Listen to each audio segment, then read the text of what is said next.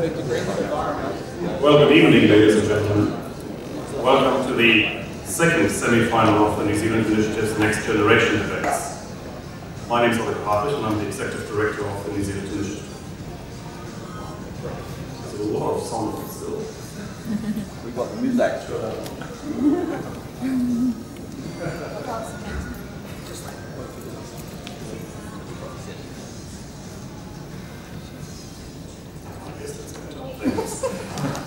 Before we get started, I'd like to thank the Friedlander Foundation for the very generous support for this project. Michael Friedlander, one of our members, has been a long-standing supporter of many projects designed to improve public understanding and public policy.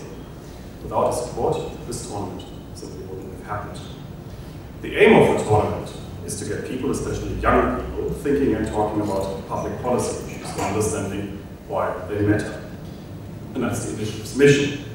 Promoting sound public policies that will make for a better standard of living for all New Zealanders. To give you a background to tonight's event, I'd just like to tell you a bit about how the Next Generation debates work. University debating teams consisting of two of the top debaters from Auckland, Victoria, Canterbury, and Otago universities enter the tournament. And this is our second semi-final. We had one other semi-final last night in Auckland, which Auckland University won. There will be a grand final next Wednesday, to which I would like to invite you all. And this grand final will be held at the City Gallery in Wellington next Wednesday. But for tonight, the mood is this house would tie MPs and ministers' salaries to a multiple of the average national income. I should hasten to explain that the position reflected in the mood is designed to make for a good debate and does not necessarily reflect the view of the New Zealand Initiative. I should also say that the teams were assigned their sides of the debate with a toss of the coin. So before we begin, some quick introductions. From Victoria University, arguing the affirmative side, we have Daniel Wilson. Daniel Wilson is a Masters of Science student at Victoria University of Wellington and president of the Wellington Speaking Union. He's a previous winner of the Sir David Beatty Cup for public speaking. Daniel has represented Victoria at over a dozen national and international debating tournaments in debating, education, and the convening capacity, with notable achievements including convening the 2012 Australasian InterVarsity Debating Championships. And he also reached the grand final of the Melbourne British Parliamentary Debating Championships in the same year. He's joined by Eric Shackle. Eric is a fourth-year law student at Victoria University of Wellington. At university, Eric has won the North Island Novice Debating Championships, the Wellington British Parliamentary Debating Competition, and has twice reached the semi-finals of the New Zealand British Parliamentary Championships. Eric is also involved in legal advocacy competitions. He's won the National Junior Mooting Competition, he's won 2 consecutive university titles, and represented Victoria University at the world's largest mooting competition. So please welcome Wellington, Victoria.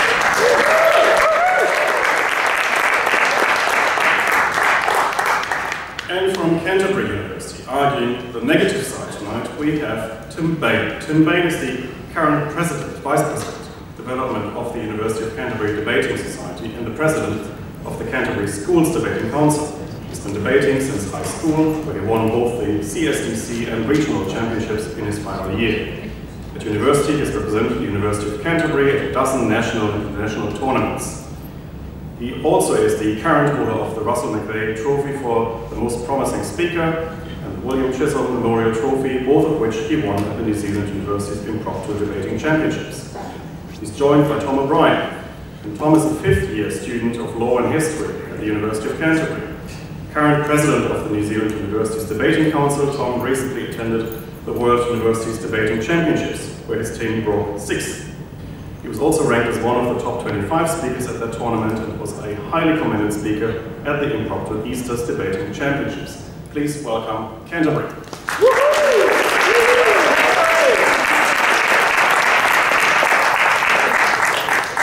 And finally, our adjudicators for tonight are Polly Higby, a solicitor at Duncan Cotterell, Jonathan Orpin, a barrister at Stout Street Chambers, and Josh Cameron, a senior advisor to the Honourable Dr. Jonathan Coleman. Again, tonight's mood is this house will tie MPs and ministers' salaries to a multiple of the average national income. And starting for the affirmative is Daniel Wilson.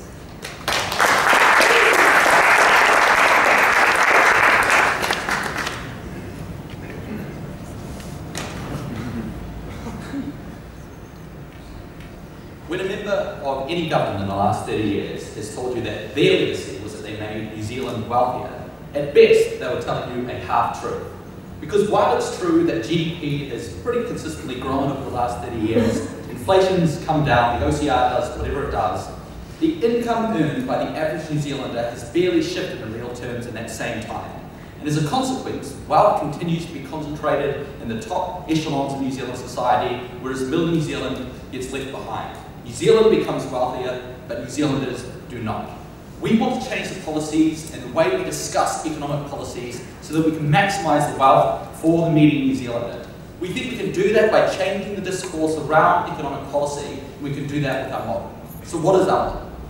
Currently, the Remuneration Authority decides whether or not an MP gets a pay rise by looking at what another person in society earning about that amount, which for a backbench MP is a ridiculous $147,000 a year. Anyway, we're keeping that, but instead of those people getting a pay rise whenever the authority decides it, what will happen now is whenever there is a quarterly release of the median income levels, whatever the pre-tax and pre-credit but after inflation rate of increase we see, we see for the median income, we'll see the future pay rises for MPs and ministers now. Essentially, today will be the benchmark and they'll move around after that. I've got three questions. The first one is, why is it important to discuss the distribution of growth? And how does this particular policy change the discussion? And then finally, how does our model in this discussion change policy? On to this first point. We think it's important to discuss the fact that inequality and income and growth distribution is leaving behind New Zealanders, and we want to do something about that. As we say, in New Zealand we have had 30 years of growth thanks to people like Roger Douglas. But the reason why we have to be concerned is because not all people are enjoying those benefits. Distribution of wealth is becoming a crucial question within New Zealand, especially as our economy is transitioning to one of a high growth, capital intensive format. And while that wealth is growing, incomes are not. At a policy wonk level, the Thomas Piketty's and the Stiglitz and the Krugmans of this world have recognised that the measures that we've used in the past to recognise wealth are ones that are ill-suited to the society within which we live, and we should find new ways of going about that.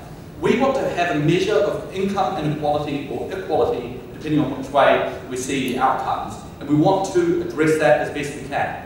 We think median income is a good way of measuring whether or not we have a fair level of income distribution within New Zealand, both because it's the one that academics use when they're discussing whether or not we have a good system of economic distribution, but also to the extent that it has limitations because it's not a Gini coefficient or something. It's something that is the most easily engaged with, which is a factor that you'll see in a minute is quite important.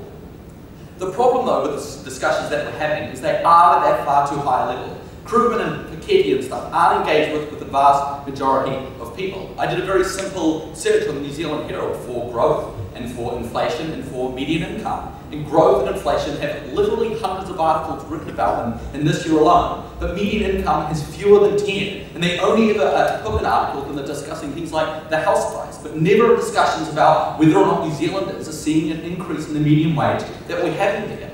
If you go to the Stats New Zealand website, they have these big buttons at the top of the page that have different statistics on it. They have growth rates and inflation and the OCR, but no distributive measure of income within New Zealand. We think that's bad. How do we change the discussion when we implement this model? Well, for instance, with the media, it inherently makes every quarterly release of the median income a political event. We think that the media will be more likely to be asking questions about what's going on and will be calling politicians to the account when they see that every quarter when something comes out that's political. In the same way that before 1930s, we did not have GDP as a thing. The FDR's administration made it up, and that became part of the discourse within society. We can do that this way. In the same way that inflation essentially wasn't something that we cared about before the 1980s. We can enter this into the discourse and make it something against which we hold our politicians to account. The average voter will be changed, because in the first instance, they read the paper, they'll see what the media is doing, and will be engaging in that way. But in the second instance, it's something that's just more intrinsic, because they can just go, well, I'm getting a pay rise because my MP is getting a pay rise, or something like that. And Ara will talk to you more about that in a second, but we think there'll be a more personal connection, and people will be more concerned about how the median income is affecting them, rather than, yeah, we had 4% growth last year. Like, what does that matter for the New Zealanders? Finally, for politicians, we think in the same way that they currently respond to incentives placed on them by media pressure, like do we have growth and is inflation low, they will respond to these pressures as well. Because every time the media is calling them to account because we have a lack of median income growth, they will have to either respond or face a political backlash that will come from this. The end point is that we change discussion on wealth from one that is too much on aggregated measures like GDP and makes it a far more personal measure about how much money individuals have at the end of the day. So how does our model change policy? Well, in the first instance, like the simple thing is, if MPs and ministers want to earn more, they're going to pass motions that will increase the median wage. They'll no longer sit in their hands around trade barriers or RMA reform, particularly around the right to build. And they'll do things that will maximise New Zealand's policies on the margins that currently aren't being done. We think that's incredibly important.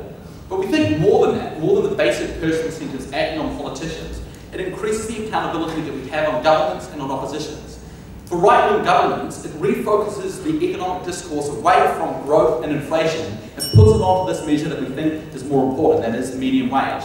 For left-wing governments, it cuts away bullshit of 500 new green jobs or more equality. We actually have a concrete measure against which we can measure their claims, and we think this is something that brings greater accountability to governments. We think that's important.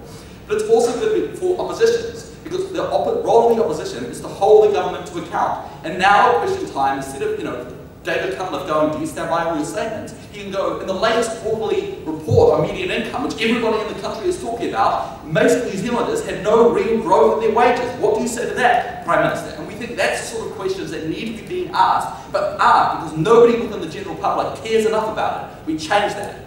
Finally, there's something in politics called the Overton window, which particular policies will only be accepted by the public if they fall within a parameter of general discourse. We think we can change that discourse and broaden the window so governments are more likely to enact policies that actually see median wage increases. At the end of the day, the sorts of measures that we use, to decide whether or not we're getting wealthier or not are just the wrong measures for our day and age. We're no longer in the 20th century, we're in the 21st century, and we should recognise the fact that we have more than just growth on our minds, we also have money on our minds. Thank you. So what we just heard from Daniel was a pretty bizarre case about how if we tie politicians' wages to the median income, suddenly we'll fundamentally reshape the entire media discourse around wealth. We'll shift away from the global standards that groups like the World Trade Organization and the OECD use to measure growth and wealth, and we'll suddenly adopt the median wage, because the one thing that stops the media reporting at the moment is the fact that politicians' wages aren't tied to the median wage. Ladies and gentlemen, that's absolutely ridiculous. We think that there are a range of reasons that the media doesn't report on the median wage, and none of them are politicians' salaries. And what we're going to show you today is that by tying politicians' salaries to the median wage, you not only won't get any of the nebulous discourse benefits that Daniel wanted to talk about, you'll actively harm policy making and subtly tweak politicians' decisions about whether they enter politics and what policies they support in rather negative ways. I'm going to bring you 3 points. I want to talk about the scope of the incentives we're actually dealing with. We don't think they're that big. I want to talk about the quality of politicians that we get and about the impact on policy. But first, let's address the 2 points that Daniel brought you. How distribution of wealth is important and about how that changes under their model. So, distribution of wealth. We agree that it's pretty important, right? We agree that it is important to consider the median wage. But we disagree with Daniel about why we don't currently think about the median wage that much. We think that there are a lot of reasons. We think that part of it is that international checkpoints and standards tend to be focused on the mean wage or on GDP. We think the fact that our rating by credit agencies isn't based on the median wage, but is based on measures like GDP, is an important reason that the Reserve Bank and other financial groups do focus on those metrics. But we also think it's just that not everyone's read Thomas Piketty's Capital in the 21st century. Exactly. We think that the New Zealand public is generally apathetic, and we think that they're also going to continue to be generally apathetic when we tie politicians' salaries to this. It's pretty telling that we don't usually have big media outcry whenever politicians' salaries get nudged up, until Daniel explained in his model how that does happen. I didn't even know what process they did go through to have their salaries increased or decreased, right? That's not a transparent process at the moment, and they haven't shown you any metric as to why the media would care about politicians' salaries changing and how to promote discourse.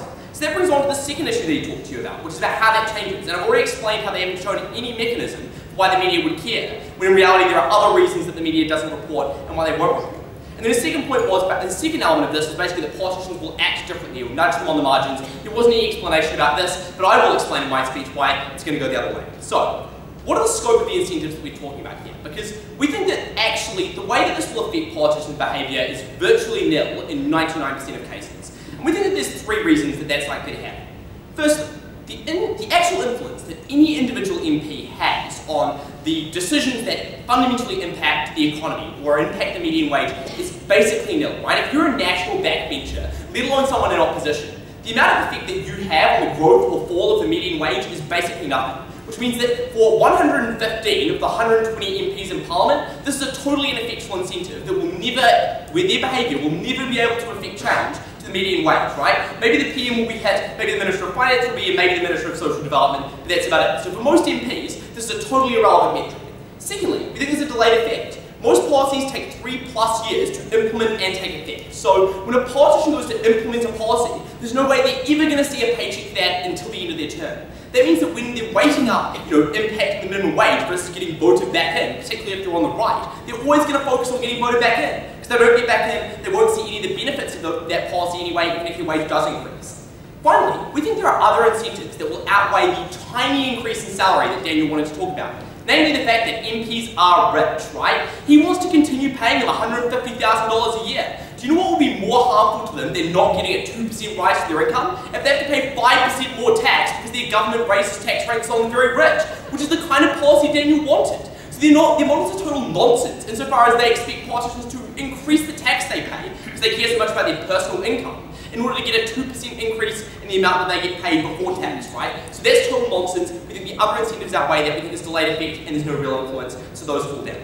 So, what's the impact on the quality of politicians, right? How does this affect the choices that they make? Because we think that in many cases, particularly when our country is most vulnerable, this will discourage politicians from going into office. What we think is that the kind of people who we want to lead our economy, people who we want to be Prime Minister, Minister of Finance, particularly in times of economic hardship, are people who have a lot of experience and a lot of skills. We think that John Key is a great example of that, jumping across from the private sector to lead New Zealand through tough times of recession.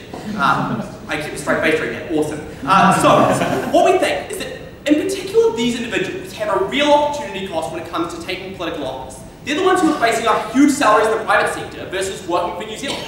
We think that particularly when the economy is bad, when they know that the median income is going to be low, when they know they're not going to see a lot of growth, these individuals under their model will be disincentivised to take political office and disincentivised to improve New Zealand's economy. That means that when we're most vulnerable, we're less likely to see competent politicians than if we adopt a model under the status quo, where we can raise their incomes anyway if we think they'll incentivise good people to take office. We say that's a perk on our side, and we think it's harmful to push these politicians out of office when we most need them, when we need the most skilled and experienced individuals. That's a harm. And finally, what's the impact on policy? Because contrary to Daniel's blithe assertion that this means politicians will make better choices around people living on the median wage, we think there are 2 major ways in which this actively harms policy. Firstly, when you're dealing with a median wage, the only people that matter are the middle class, people who are relatively well off under the status quo. Do you know who don't matter? The very poor, right? Because the median wage can go from 50,000 up to 52,000 by just stopping welfare payments. Because the poor people can get way poorer, that doesn't impact the median wage, right? That means that the incentives on their side are to cut things like welfare, are to cut the support to the most vulnerable in our society, because those aren't people that are going to be increasing their paychecks. So even if their incentives did work, they'd only work to hurt the most vulnerable and the poorest in our society to benefit the middle class. Because the rich can keep getting richer and the poor can keep getting poorer. The only ones that matter under their side are the middle class. We say that's really harmful, and that's where the cuts are most likely to come. Given that doing things like raising taxes on the rich people lose political capital, particularly for parties in the centre and on the right. So parties like Labour and National are never going to up taxes if they can just take money away from the poor and decrease welfare. Secondly though, we also think that you get harmful policies because it means that politicians will only ever care about short-term returns. Because if what you're worried about is increasing your pay in the next 3 years, it means that buying into long-term strategies is going to be less likely than under the status quo. And we agree that some of that might already happen with democratic incentives, but if their incentives do work, then they only increase them. This means politicians are less likely to think about long-run economic growth and well-being, and more likely to worry about the next 3 years when they can actually get a pay hike. We think it's problematic to view politicians as just being there to benefit the middle class. We think they're there to support all New Zealanders and they do a range of work that varies across social policy, economic policy. They should be rewarded for all those things based on their merits and how badly we need them, not on some flimsy grasp of how well the middle class are doing. We're proud to engage. Having recently completed an economics degree, I still don't really understand what GDP means or what N the term real before the word growth really adds to it. But the problem behind that is that when the average New Zealander is trying to consider whether New Zealand as a country has become better off, they're not looking to the measures that the World Bank uses to compare different states. They don't take refuge in the fact that they've had these figures thrown at them by politicians because they're using the figures that the IMF, the World Bank use to compare the growth of different states. The very problem that Daniel raised from the start is a situation that Tom's happy to stand for, that we shouldn't have an approachable and meaningful measure of well-being put forward by our policy. Instead, we should continue to use lofty figures and different various sound bites that shed a good light on whatever policy a politician is trying to sell. We want to change that by creating a metric that's both meaningful and approachable to the general population so that politicians can actually be held to account for the real effect of their policies on real individuals. That's why we would propose this policy. So I'm going to look at three things. First, I'm going to look at how it is that we change the focus away from those lofty sort of figures to a more meaningful sort of measure. Second, I'm going to look at the incentives on politicians. Third, I'm going to look briefly at the sort of harms that they wanted to bring up. And lastly, I'm going to look substantively at how this increases political buy-in. So let's look first at what we want to focus on. Because Tom wanted to come up here and tell you that the reason why the media doesn't care about median income at the moment is because other organisations like the World Bank tend to use things like GDP. We said, first of all, that's the problem. That's just sticking up for the status quo. What we want to do is actually normalise the use of a figure that's more meaningful. And they agreed that discussion about distributive income through things like the median wage is good. The problem is figures like GDP growth, figures like inflation, just not approachable to the normal New Zealander. If you say that GDP is increased by 3%, sure, that might sound good to the people who want to think that the policy is good because they support that party. But to the average New Zealander, that says nothing about whether the average New Zealander has become better off. And the second problem is we don't think you can just defend that sort of measure by saying, well, it's in line with what international organisations do. The point is the World Bank and the New Zealand government have two different functions. The World Bank provides quantitative data that people can use for their research and for their policy and advise their policy. What the New Zealand government's job is to do is to inform average voters as to how and why their well-being has been increased by certain policies. We think that you do that better with the median wage. And so Tom wanted to say the media still won't care about the median wage under our policy because they're still going to be focused on things like inflation and GDP, which the World Bank uses. That misses the analysis that Daniel gave you, which is that things like the GDP don't gain credence because they're used by lofty economists in the World Bank. It's because those figures are political. The institutions that run our political system have made them political by making them the focal point of discussion. What Daniel told you is that by tying ministers' salaries to the median wage, whether they like it or not, that becomes an inherently political thing. Because every time the quarterly change in median wage is released, that means that has political ramifications. That means that the salaries of every MP in Parliament has shifted with that. So by making that the centre of politics and the focal point, you make that more of a focus than it is at the moment. Second, let's look at incentives and why it is that our policy brings better incentives. They wanted to tell you that the effect of our policy is nothing because changes in the median wage are long-term and politicians are more focused on protecting their support rather than these changes. And again, that ignores the reasoning that Daniel gave you behind these incentives because we told you that the predominant force of these incentives wasn't marginal changes in the median wage, it was the discourse that comes with it. The fact that when you introduce the median wage as being a measuring stick to measure the effect of a policy, that means that politicians actually can be held against that measuring stick as a measure of their performance. So they can no longer sort of pick sound bites that support their policy by saying, look, we reduced the wealth gap with Australia. Look, now the top 1% no longer holds 300% of the wealth in the country. They can no longer just throw around sound bites like that make their policy sound good based on whatever measure they try to select. Because you make the focal point that median wage, the most meaningful figure that actually reflects not only the well-being of the country, but the distributional well-being of people in that country. So to say that, and so to focus on just that financial incentive, of course it's not going to be a massive incentive, but we told you there's more than that.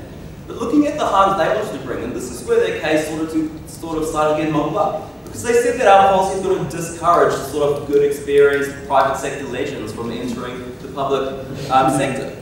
Well, we think there's a problem with saying that like our financial incentives are tiny on politicians, but at the same time, they're going to stop people from entering in the first place. So they're going to say, look, our incentives are really big and powerful when it suits them, but then like when it comes to our case, it's not going to be a big incentive. But why do we think it's not going to discourage experienced people?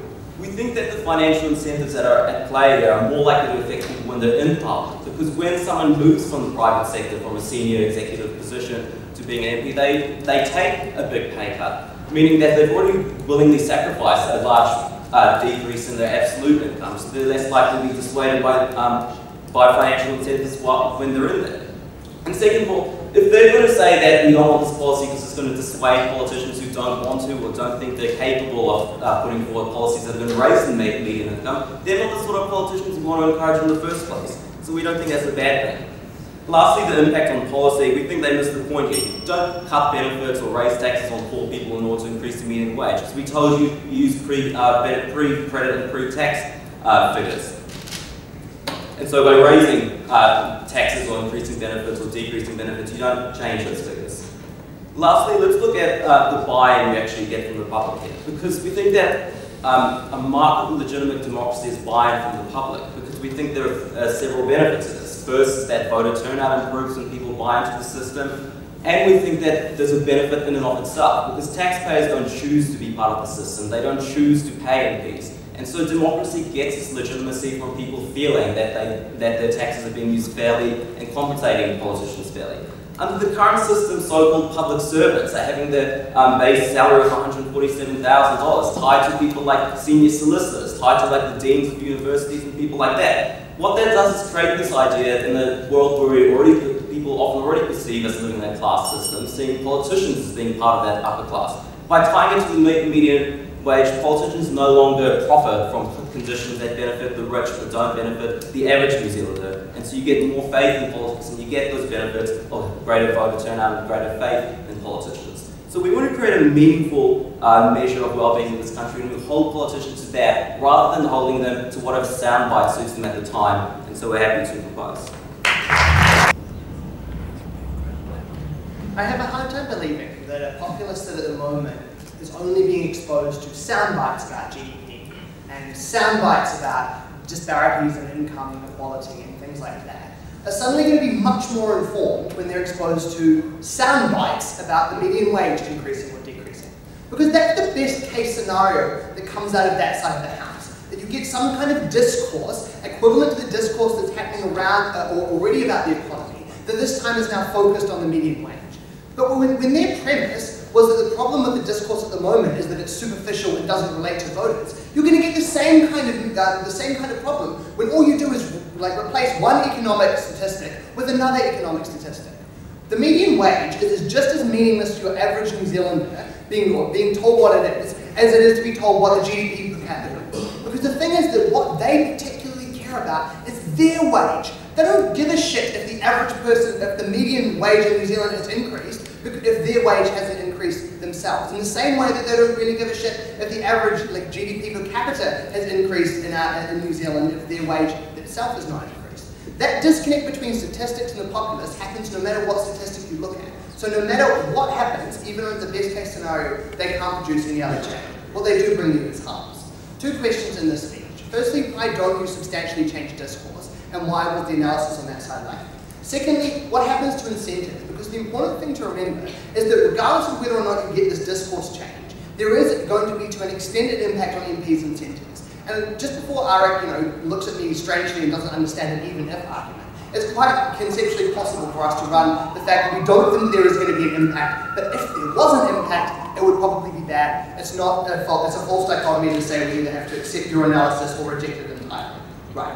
Why don't we change discourse? And what they try to tell you is that when you tie politicians' income increases or decreases to the median wage, this means that quarterly releases of the change in the median wage become political services.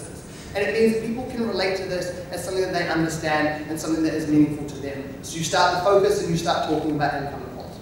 Why doesn't that work? Firstly, if you want to say that it's become some kind of political event, you have to try and tell me what's going to change from the status quo. Because at the moment, opposition parties who are wanting to talk about, who are wanting to provide counter narratives to kind of the governing party putting forward information about how we've had massive GDP growth, have every incentive to say, we might have had GDP growth, but the median wage hasn't increased. We might have had a good economic quarter for the richest part of New Zealand, but the poorest quarter of New Zealand are doing even worse than before. Labour has every incentive to make that kind of argument every time median wage figures come out, every time economic statistics come out, and National tries to say that this is an example of success. Those incentives don't change if you just simply tie their wages to it, because all it does is it ties them to the kind of increase or decrease that's going, and actually undermines the incentives acting on them to make it a political circus event. The fact that it isn't a political circus event under the status quo indicates the fact that those kind of statistics are simply not relatable to the average member of the population. That is the reason why the parties that at the moment have the incentive to create a political event don't create a political event, or if they try to, are unsuccessful. And why is that? It's because of what I talked about in my introduction. The fact that for a person who doesn't engage with economics, which apparently also includes graduates with an economics degree, they don't understand the relevance of economic statistics to their own life. It's really hard for your average voter to relate what's happening in the economy generally to their own, like if they don't see a change in their own life. So if their wages have gone up, and they hear that the median wage has gone up, they won't be any more happy than they already were with the fact that they've got an increase. Similarly, if their wages haven't increased or decreased in the same way as the median wage, they're just going to be like, great for them or sucks to them, but my life is indifferent. That immediacy about your own life is what voters care about. You're not going to be able to say that they're going to become more attached just simply because you've given a statistic that to perhaps some left-leaning economics students looks like one that's more relatable to your average voter. Right. What happens to incentives? And that's a point that was significantly underanalyzed on their side of the house. Because even though you probably aren't going to get any changes in discourse, the kind of signalling mechanisms that you are putting forward and the kind of signalling mechanisms that are going to impact on this means that you are actually going to get, to an extent, negative incentives acting on politicians. It's going to harm the very people that they want to help. And before I get into this, I just want to deal really quickly with our democratic legitimacy point, because it kind of ties it together. Because what he said was, people care, people don't like it when politicians' salaries are tied to those of professional lawyers and professional people. It should be tied to the common man. But that doesn't make sense, considering that they're not advocating lowering MP salaries. The reason people are pissed off at how much MPs get paid is not because they get a 2% pay rise when I only got a 1% pay rise. It's because they're getting paid $150,000 to be a backbencher, whereas I'm only getting paid $50,000 for being a teacher with 30 years worth of experience. That disparity in incomes, that multiplier effect, is the thing that pisses people off and makes MPs feel remote. It's not the percentage increase or decrease in their wages every year, so you're not going to get any democratic legitimacy. What do you get? Well, you certainly don't get a kind of mechanism to actually change things, for three reasons that Tom brought you that they didn't really want to deal with. Firstly, because not many MPs actually have the power in their hands to individually or even collectively make massive increases or changes to New Zealand's economy. A large part of how well our economy does is tied into how well the global economy does, which is something that MPs don't have necessarily as much control over it as their model assumes. Moreover, even if you are in Parliament, you're probably not one of the few people who are actually in a position to substantively influence that policy. You're probably just voting however your wits are telling you. Secondly, there's also a delay in terms of this effect, and that you're only going to see the benefit of these kind of things years down the line. And lastly, there are other incentives that act on you that makes you work in a different situation. What this means is that their policy, under the best case, couples the efforts, the efforts of MPs from the results. It says you're getting a 2% pay cut, even though there wasn't much you could do about the economy. What that says to talented people who are looking to go into politics is that I will be punished for things that I can't control. And if you're a good economic thinker, you are going to want to avoid that kind of career path, especially if the global economy is tanking, which is exactly the time when we need the John Keys of this world to go into politics to turn around that kind of economy. But they're not going to do that if they know they're going to get 10% pay cuts for the next 3 years, because that's the way the economy is going. Moreover, if you're wanting to try and boost the median wage, you're going to do things like focus on the short to medium term, like Tom talked about. You're going to do things like increasing the wealth of the middle class, even if that undermines the wealth of the poorest people and the most vulnerable people in society. Because those are the incentives that are acting on you, that means that the best case scenario coming out of there is you don't get better discourse. What you do get is people who are turned off from politics. And you get the people in politics acting economically irrationally because they'd rather spend now, even if that's going to bankrupt the country in 10 years' time, because it means that they're probably going to get a pay rise for the next 6. We're proud to the games.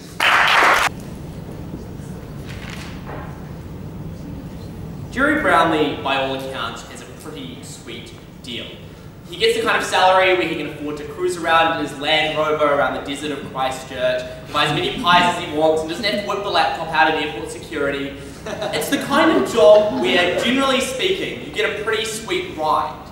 The problem with the affirmative team's case is that amongst that sweet ride, they think that a couple of percentage points are going to fundamentally alter the way that politicians and the media view politics and make policy.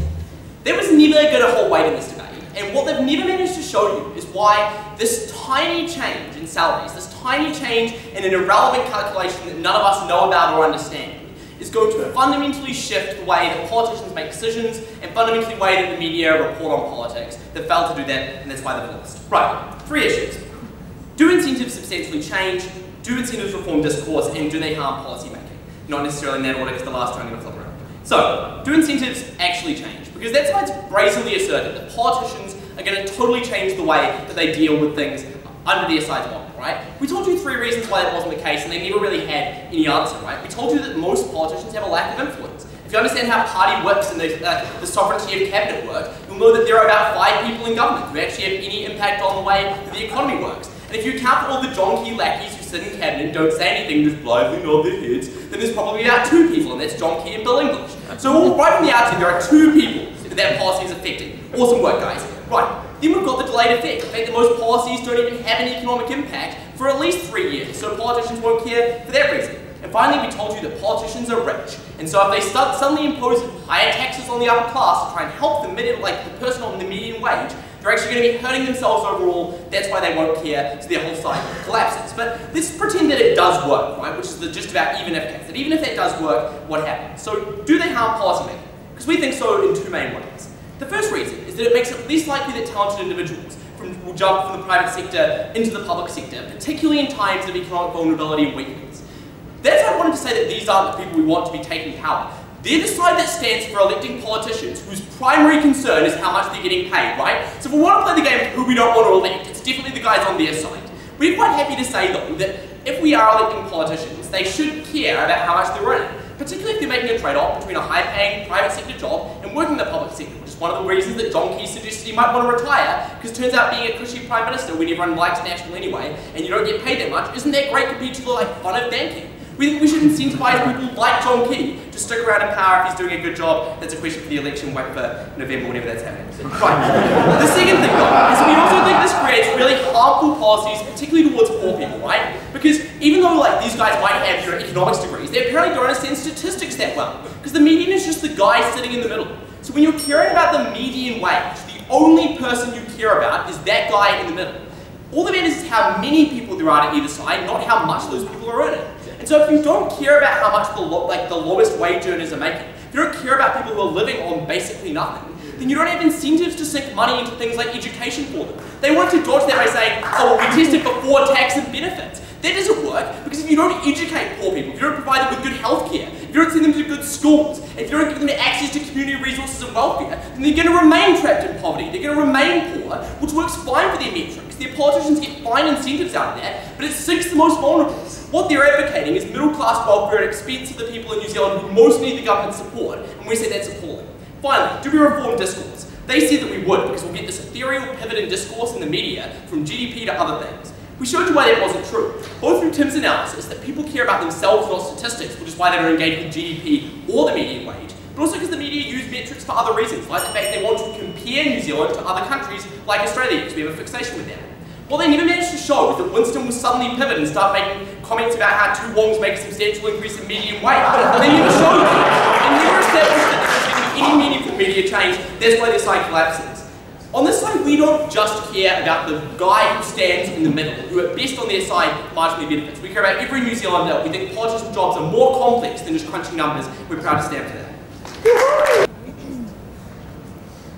The status quo that they support has led to 30 years where GDP in New Zealand has increased by a factor of 4. Productivity has increased by a factor of 4. Median wages have increased in real terms by next to nothing. The sorts of political discourse and incentives that we have currently acted have seen wealth generated in New Zealand, but income not move one iota. And we think the problem is the way the media and the electorate engages with politicians to get them to shift their policies.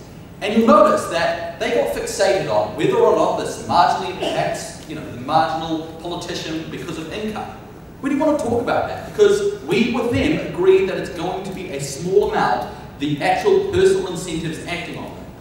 Where this debate shifts is where we now, every time the quarterly release of median income rises or decreases, it becomes a political bet. In the same way that since 1930s, the quarterly release of GDP measures has been like that. And since the 1980s, the quarterly release of inflation has worked in that way. We make this a political measure, and we make it so that politicians have to engage with it.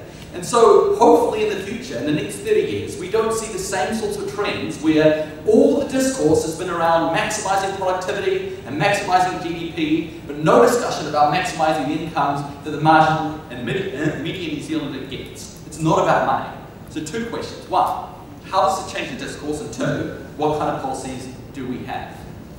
We said right at me that the median income is important because it is a distributive measure of income within New Zealand. And we said it wasn't perfect, but it was the one that was the easiest with which people could engage. They said people don't care, they only care about their own income, they only care about what's happening to them. And why does anybody care with GDP growth or inflation rates or OCI? They do care about those things, right? John Key keeps getting elected and keeps being awesome because he's had 4% growth. The fact that we have a rock star economy is not because literally we have rock stars, it's because we have GDP growth in New Zealand, right? So that's the problem that they have just missed. People care about these metrics and we make it a political event when people care. We think, moreover, that people do care about themselves. In the first instance, if median wage has gone up by 3%, and theirs has gone up by 1%, they're going to agitate for policies that help their wages go up. Right, on to how this affects the outcomes of policies. In the first instance, we think this shifts the focus of policy or even discussion towards that of median wage, which they, even in their first speech, said would have been a good thing, and we think that's good. But they said the way that will happen is it'll just be more middle-class welfare, like working families, and it'll just cut unemployment benefits. Listen to the model, guys. I mean, it's a bit late now, but we said it would, and you guys even laughed because it was quite complicated, because it was going to be the gross real rate of growth or shrinking. And we think that that is the point here, right? If they're just going to pour shitloads of middle-class welfare, it doesn't affect the gross amount, because gross is before tax credits, right? You have to actually affect the real income these individuals are earning in order to affect any sort of change to the discourse. But what's going to happen? They said, oh no, those poor backbench national MPs will get nothing for it. Start voting for things like free trade agreements, right? Start voting for things like Resource Management Act reform. Sit on committees that actually affect good changes in New Zealand.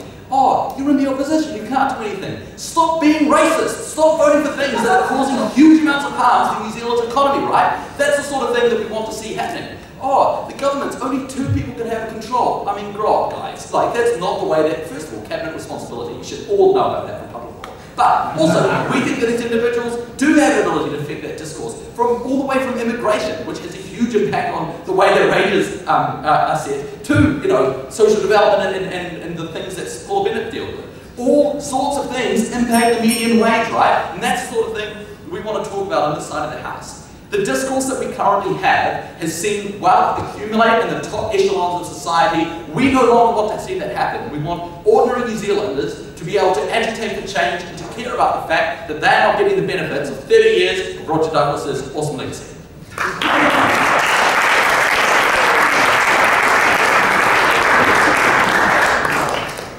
Thank you very much. Thanks to both our teams from Vic and Canterbury for a really fascinating debate. I'd like to ask you now to take a seat in the audience, and I'd like to ask our panelists for tonight to join me here on stage. Our panelists giving their views on the debate tonight are David Farrer and Jordan Williams. I'm really grateful that both have found the time to come tonight, even though there are other events keeping them busy. In fact, you've got to walk with you. Good. I'll do a sales. Well, great. Jordan Williams is the Executive Director of the Taxpayers Union, and I think the Taxpayers Union, as you all know, has an extensive interest, of course, in politicians' salaries and other things. And David Farrer, of course, doesn't need any introduction to a politically interested audience. He's the author of Kiwi Blog, and he's been fomenting happy mischief for more than 10 years now, and we're all happy readers of your blog. Who wants to go first? Okay, please. Great. over to you, David.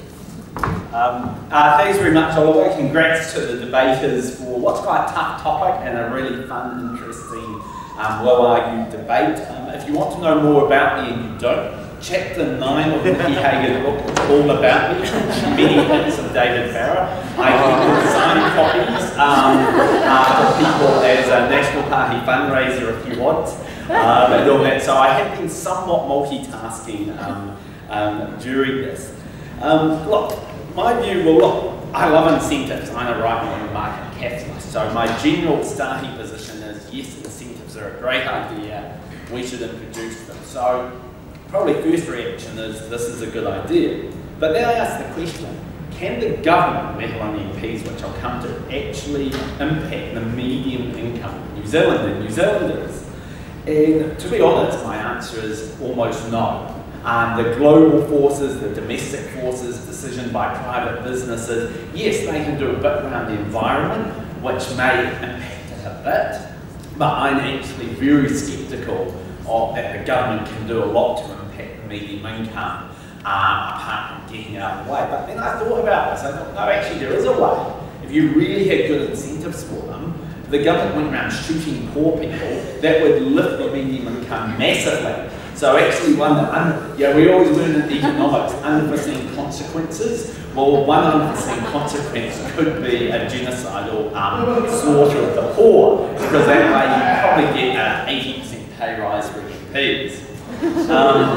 But, okay, so government, unless they go a bit extreme and bring in the Ebola virus, can't really impact it. But maybe they can a bit, well, good governments can probably get around that, 50% better growth rates than poor governments. But how much, as we heard from this thing, can MPs impact it? Well, if I describe to you where someone asked me recently, they were having a go at Chris Bishop, who used to work for Phillips Morris now, future MP for Hearts Out, because he used to work with tobacco. Clear currency, this shows big tobacco is gaining influence in the National Party. And I said, don't be silly. He used to be a senior advisor to Stephen Joyce, and he's becoming a backbench MP. This is a massive downgrade in influence in politics. And Claire Currens came back and said, are you saying backbench national MPs don't have much influence on government policy?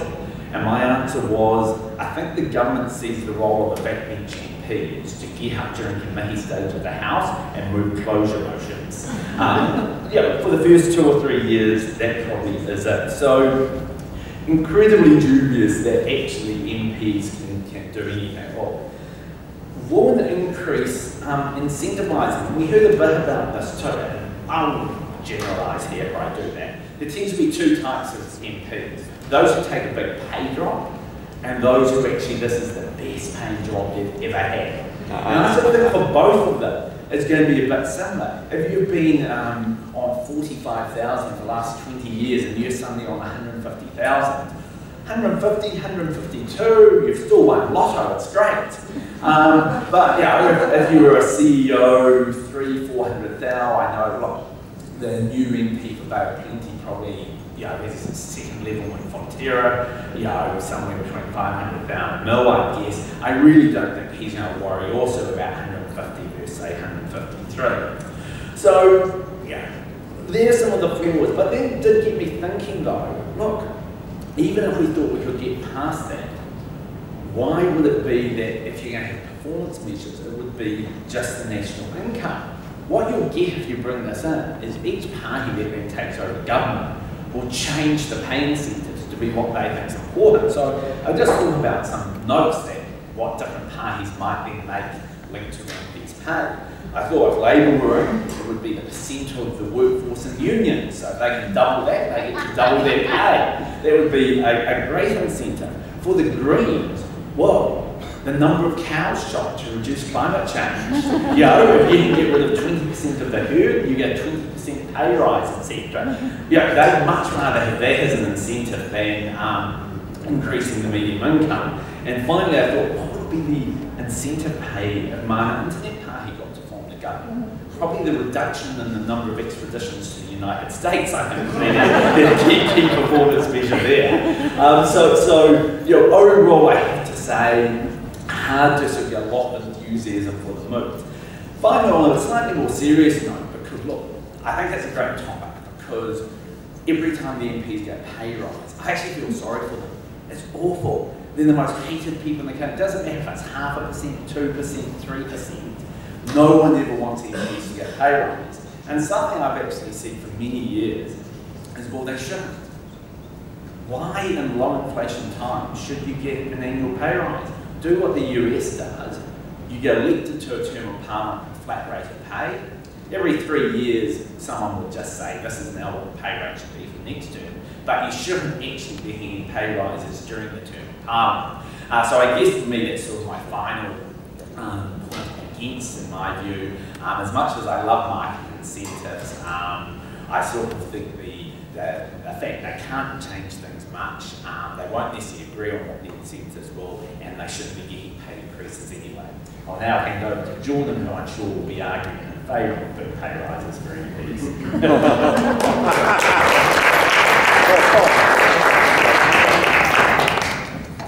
David's on my board, so when he says he wants to go first, he goes first.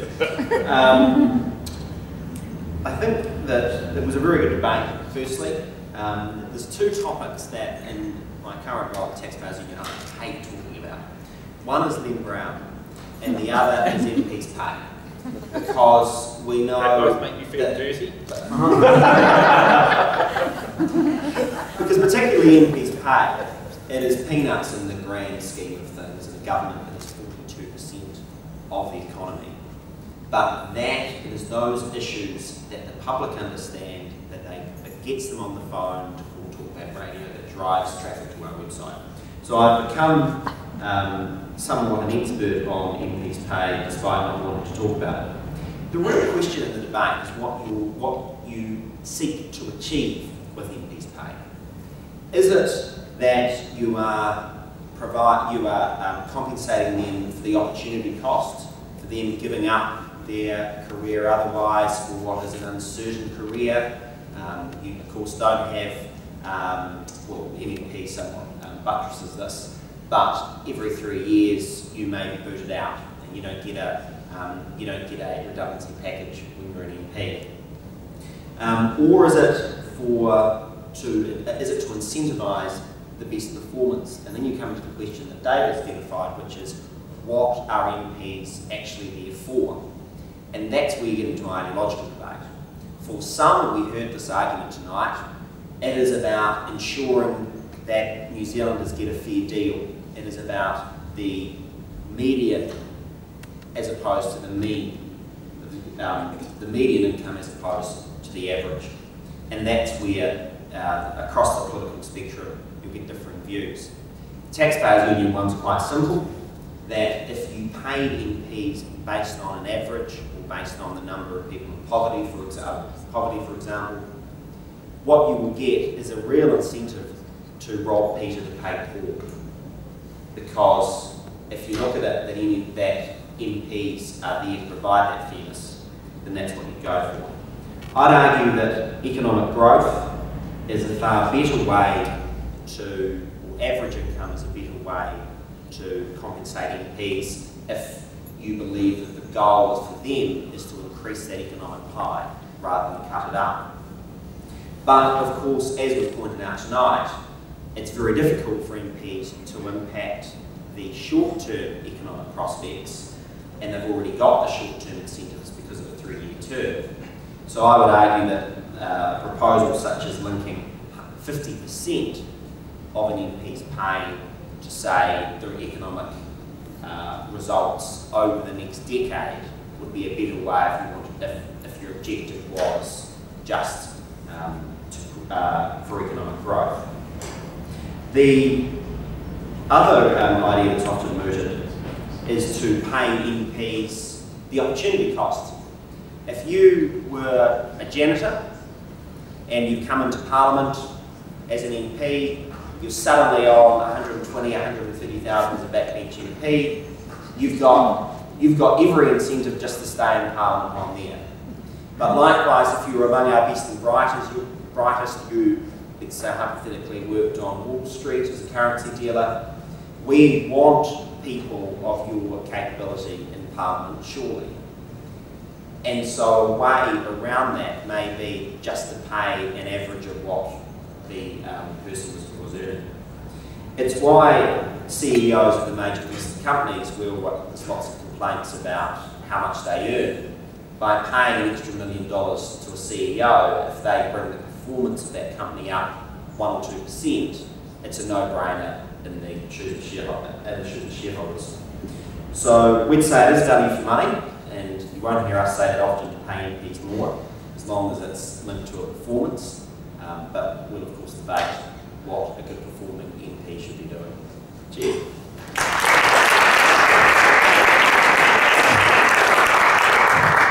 Thank you very much to both David and Jordan. We now have time for your questions to both our panelists. Who would like to kick it off? On any issue, including the book, of course. In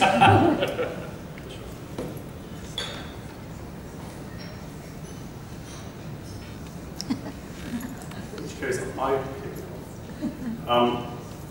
One of the points made in the debate was actually that just linking it to the median income wouldn't change politicians' incentives when it comes to inequality, because it could just make the poor even poorer and the rich even richer without affecting the median income at all. What's your perspective on that? Would you have a link, would you prefer a link to something like an inequality measure?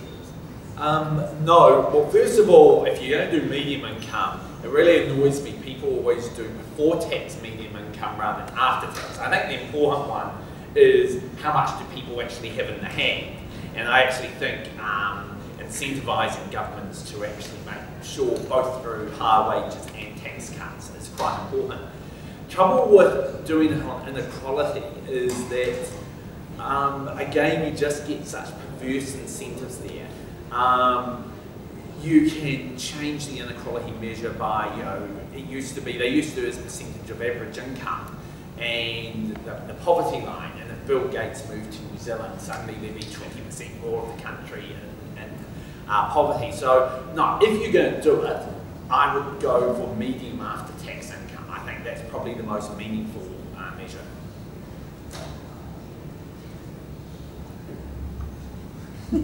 Yes. For MPs with a portfolio, would it be feasible, I guess, to link it to the performance within that portfolio, so sort of a set range of criteria for the environmental risk? You go. Yeah, again, it's what you want to achieve. Some would argue that in some portfolios, the abolishment of the department would be good performance. Ministers are paid a lot more, and rightfully so. I think there's a misperception that being a minister particularly is quite attractive. We painted the picture of Jerry Brownlee swanning through airport security and what a wonderful life it was. Well, of course, he very nearly lost his job over that for something which was a split-second decision and appeared to be very innocent. So it depends what side of the coin you got. Look, I quite like that idea. When you look at the better public service targets that the government set, these are sort of agency-wide ones over whole sectors. They've put these into the KPIs of CEOs. And I think you could make a good argument if you put them into the KPI of CEOs, where they've got performance pay based on it. Not that I've ever heard of a government CEO not getting it all, but I'll come to that. Why not as ministers too? Have it. If you're the Minister of Justice and crime goes up, you lose some of that. I think the idea of performance pay for ministers is a bad one. In a way you have it, that the PM sacks you if you're not up to it. But I think the better public service targets have helped do that, where the government have said these are the 10 targets. So I'm in terms of the incentives. So I was a bit dismissive about the financial one. I chair a board, we've got a great CEO, right? Thanks. Well, I was thinking my other board, sorry. You don't have KPIs, you do have KPIs. But We've got lots of mentions. we have. We know our chief executive is not incentivised by the 10%, 20% at risk. That's irrelevant to them. The failure, the humiliation of not getting them would be the bigger. I think with ministers too, I think that would actually have quite a sting to it, to be said, it's not about the money, but you're only getting 40% of your at risk because you haven't met there. So yeah, I actually think that would be an idea that you could actually push forward. let's pick up that people are motivated by money and not by doing a job well, and the pride of doing a job well.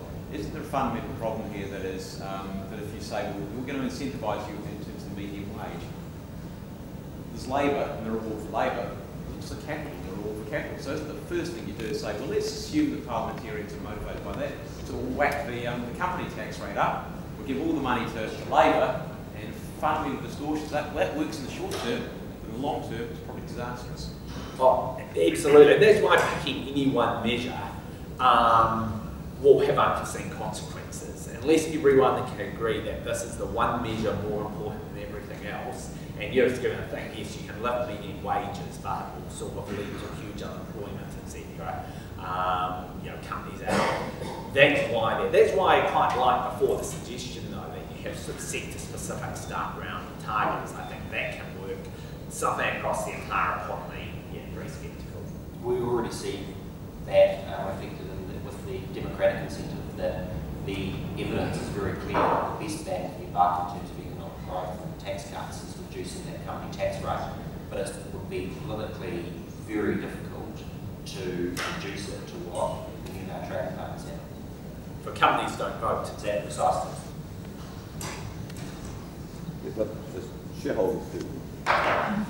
So actually tempted to ask one final question in your capacity as chairman of several boards. You're used to setting KPIs. If you were chairman of a political party, would you set KPIs for your individual MPs? Yes, and from my understanding of National, especially under John Key, they have effectively done that. They've actually, they get KPIs around membership, around what they call blue dotting, number of people they've identified on the roll. Most of the KPIs, how much, whether you pay your levy, but also my understanding is that with ministers, they get a quarterly meeting with the Prime Minister. They get pretty much told that, discuss, come up with KPIs there. I don't think it's quite as formal as most employment situation, but I actually do certainly know that, you've got that to a reasonably large degree there. The other way you sort of have KPIs is list MPs. They're at the beck and call of the party, and basically the president of the party does tend to judge them on how well they've done. It might be fundraising, it might be ethnic outreach, etc. So yes, they are there. Or if they're staying in Exxon. Yeah, well, an X in the KPI is how many of your own hoardings you take down before anyone sees them. John, in which case, please join me in thanking John Williams and David Farrer for their comments.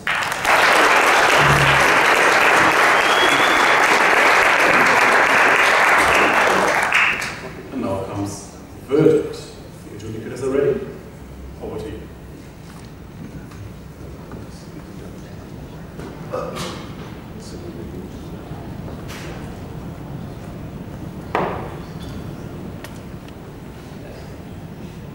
Evening everyone. I'm under instructions to keep this very brief, so I will. First point is that as an advisor to the government, I saw that you all praised John Key, which makes you winners in my book. So yeah, that was pretty much my only metric for success, so I'd give it to all of you, but obviously we can't.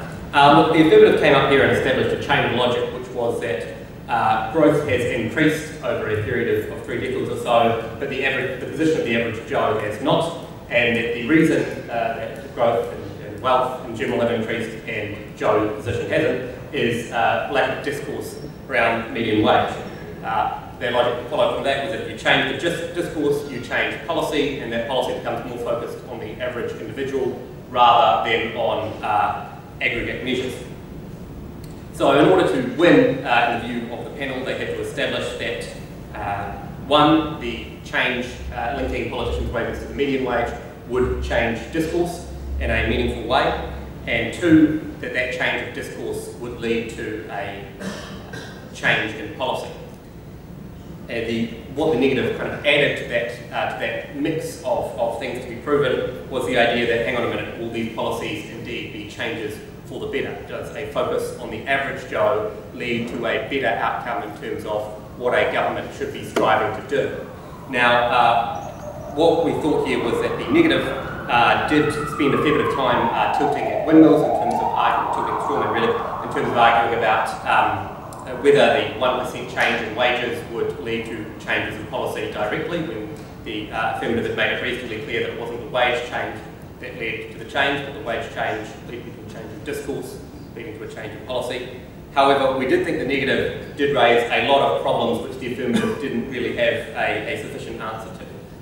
The fact that New Zealand is not an island and operates on international measures, and how that shapes the political discourse around how we report economic measures, in particular, was a strong point to which the affirmative did not respond. We also felt that the affirmative did not have a strong enough case linking any change in discourse which might happen to a change in policy. And we also concluded that the issues that the negative raised around whether a focus on average Joe rather than a focus on redistribution to the people who sit below that median was good policy making. And I don't think you can say that the affirmative model was sufficiently clear to rule out a legitimate negative team focus on those who are achieving results below the median wage.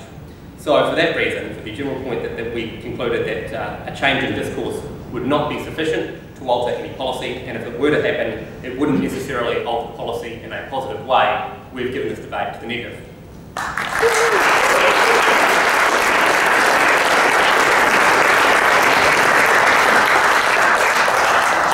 should add that it was a very close debate and a high quality one, and it was a reflection of the closeness of the debate. This panel was split, obviously 2-1, not naming names, but John the guy in a tie. Praise or condemn based on whether you think I got the right result. Thank you.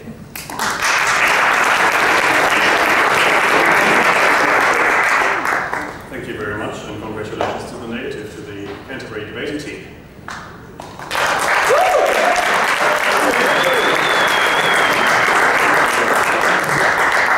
I'd like to thank all of our debaters for tonight, Daniel Wilson, Eric Shakur, Tim Main and Tom O'Brien for their contributions.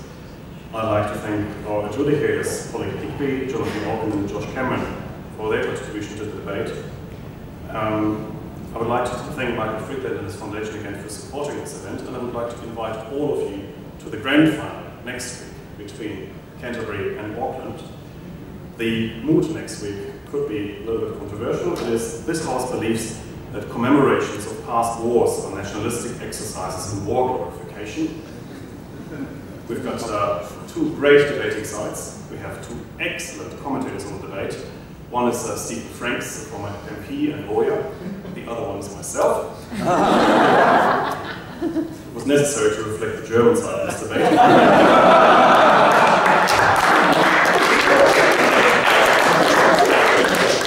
We at the New Zealand Initiative are all about very balanced debates, as you know, so please join us next week. It's on Wednesday, it's at the City Gallery.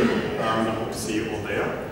For tonight, that's it. We're almost adjourned. I would like to thank again, of course, our panelists and commentators, David Farrer and John Williams, despite the excitement surrounding them. That's it for tonight. Please stay for a glass of wine, a glass of beer, and have a good evening. Thank you very much for coming.